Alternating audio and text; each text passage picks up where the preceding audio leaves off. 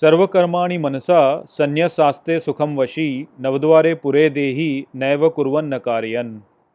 Hello friends, this is the 13th shlok of the 5th chapter of Bhagavad Gita, and today we will understand this shlok in detail. So let's first go over its meaning. So the shlok says, Sarva karmani manasa, which means all actions with the mind. Sanyasaste sukham vashi, which means happen for the renouncer in control of happiness. Navdware pure dehi, which means one who lives in the city of 9 gates, never kurvan nakaryan, which means neither acts nor is acted upon. So in this shlok, Shri Krishna is telling Arjun that the person who has renounced everything, he realizes that all the actions are actually being performed in the mind, and by realizing this, he becomes in control of happiness.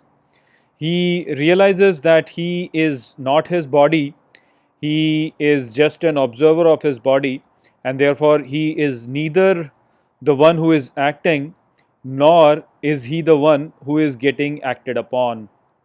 So in this shlok, the mention of a city with 9 gates is being done by Sri Krishna, and this city of 9 gates actually is our body, and the 9 gates over here actually are 9 openings through which it has been said that our soul can depart at the time of death. So these 9 gates actually are two of our eyes, our nose, our mouth, 2 ears. Then there are 2 organs of excretion, and then there is the opening at the top of our head in our skull.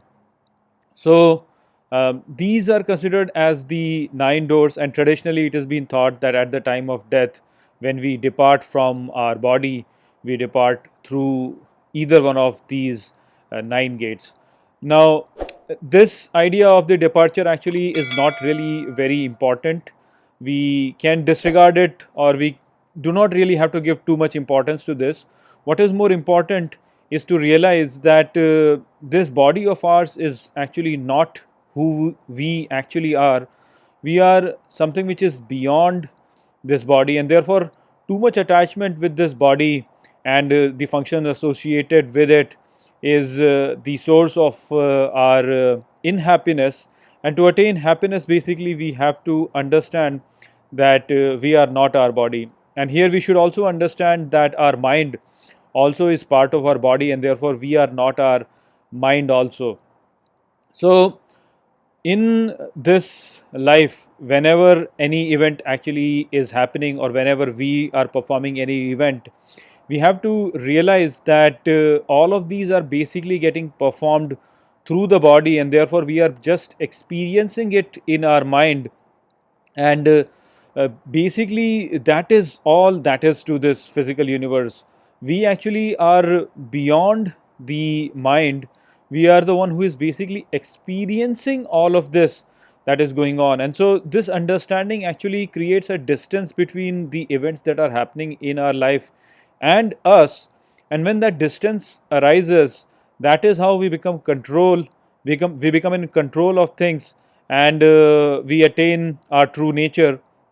And the true nature in itself is happiness, and therefore we become in control of our happiness. Whatever is happening to this body is something which is not in our control, but when we realize that we are not this body, we are beyond it, and our true nature itself is happiness, then we become in control of the happiness. We realize that we are ourselves are the source of our happiness. So that is what is the message that is provided by Sri Krishna in this shlok. I hope that I have explained this shlok well to you. With that, I will close this video. I will see you all in the next video. Take care.